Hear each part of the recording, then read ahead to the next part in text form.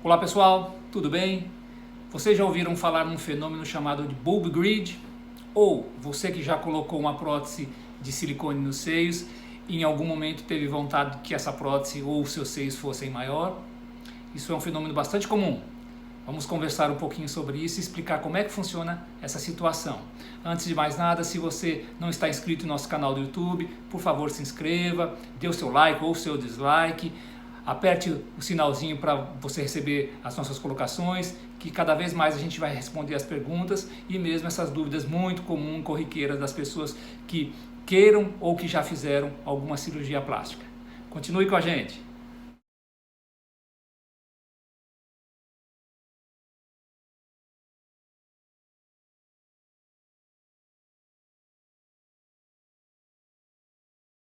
Vamos lá, pessoal. O fenômeno chamado bulb grid, do inglês, que em uma tradução literária praticamente não tem muito certo, mas seria algo como uma vontade tola ou mesmo uma cobiça de seios maiores, é um fenômeno bastante comum para as mulheres que se submetem à colocação de prótese de silicone. Isso não é uma doença, mas sim uma certa ansiedade que essa pessoa possa ter. A vontade de ter uns seios maiores começa quando essa pessoa que tem um seio pequeno almeja aumentar. Então esse aumento, geralmente, a maioria, a imensa maioria dos cirurgiões plásticos, dos profissionais adequados, vão sempre sugerir que o tamanho seja algo proporcional às várias medidas que essa paciente possa ter. É óbvio que nesses fatores entram também a vontade, e é talvez a principal do paciente, porém com limitações que eventualmente a gente não possa alcançar. Mas a colocação do silicone, quando é feita, geralmente essas proporções são bastante respeitadas para que haja um equilíbrio. Lembrar que quando você coloca uma prótese maior, você pode ter alguns inconvenientes, como maior chance de criação de estrias, maior chance de que os seios caiam mais rapidamente. Todos os seios caiam com o passar do tempo, com prótese ou sem prótese. Porém, as pessoas imaginam que às vezes a prótese de silicone não deixa os seios cair. Isso não é verdade, é um outro mito que existe. Mas quanto maior a prótese, maior o peso, maior a queda, eventualmente com mais rapidez. Além de outros problemas, eventualmente conforme o tamanho, que a pessoa possa vir a ter problemas de postura, dores na coluna cervical, ou mesmo na coluna lombar, dificuldades de fazer certos exercícios. Então, são coisas que extrapolam, vamos dizer assim, a normalidade ou a proporcionalidade do seu corpo.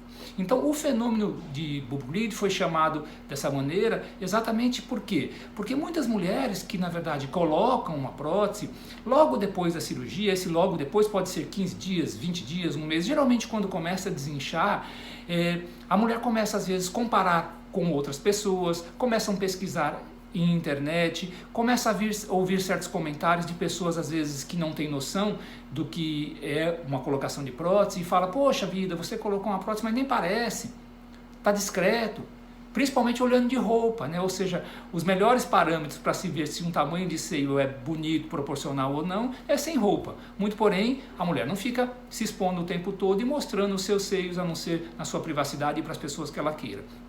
Mas os comentários existem, então basta um único comentário na cabeça dessa pessoa que fez a cirurgia para que ela ache que os seus seios, que eventualmente estão proporcionais e estão bonitos, quando há um comentário negativo, ela acha que são pequenos. E com isso ela começa a pesquisar, começa a olhar e eventualmente acha que os seus seios realmente ficaram pequenos. E não necessariamente o são. Pode até ser, mas não é a maioria. No geral, ficam de tamanhos bem proporcionais, que o cirurgião, vamos dizer assim, tem uma capacidade adequada e um costume de fazer isso e, óbvio, sabe a melhor indicação. Mas volto a insistir que a vontade da pessoa sempre tem que preponderar, desde que haja um limite em si.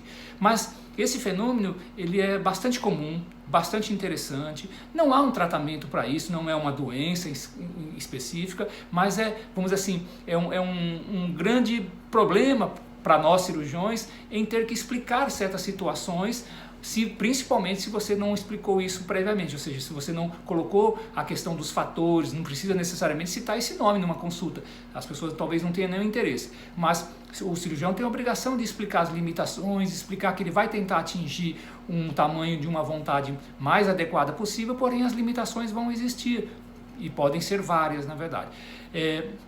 Essa ansiedade muitas vezes traz bastante sofrimento para o paciente que tem um resultado muitas vezes bonito, satisfatório, mas na sua ansiedade de mostrar algo maior, achando que esse algo maior pudesse ser mais bonito, ela acaba sofrendo durante algum tempo, e algumas chegam ao extremo de querer trocar essa prótese por uma maior. Por vários motivos, como eu falei, inclusive modismo e assim por diante. O modismo geralmente é muito perigoso, porque passa, né? No Brasil, recentemente, teve uma moda de seios muito grandes e as pessoas achavam que os seios iam ser grandes e iam ficar em pé. E na verdade não é verdade, ou seja, quando você coloca uma prótese maior, um peso maior, ele tende a cair. Então, comparando com o americano tem um outro tipo de gosto. A mulher americana ou o homem americano tem um outro tipo de gosto. Eles não se importam se os seios têm uma queda, eles querem saber se são grandes, é uma questão de gosto. No Brasil, até agora, isso nunca existiu. Então, assim, a mulher brasileira, ela gosta de uns seios em pé, ou seja, não gosta de seios caídos. Então, se for um pouco maior, melhor, mas se caírem, não é interessante. Por isso que essa dosagem ela é muito importante, tá certo? Eu quis colocar esse assunto em pauta, inclusive esse nome, não se esqueçam, bulb grid, apesar que não precisa guardar, mas porque é muito comum acontecer isso, tá certo? Se você já passou por isso, pense, reflita, converse bastante com o seu cirurgião. Se você vai se submeter a uma cirurgia, principalmente converse com o seu cirurgião para que vocês discutam um tamanho mais adequado e que fique realmente seguro para você. Espero que eu tenha ajudado mais uma vez. Nossos vídeos são sempre com o interesse de colaborar, não é interesse de autopromoção, mas de explicar realmente os limites, inclusive os sucessos que a cirurgia plástica possa atingir. Um abraço a todos e até o próximo vídeo.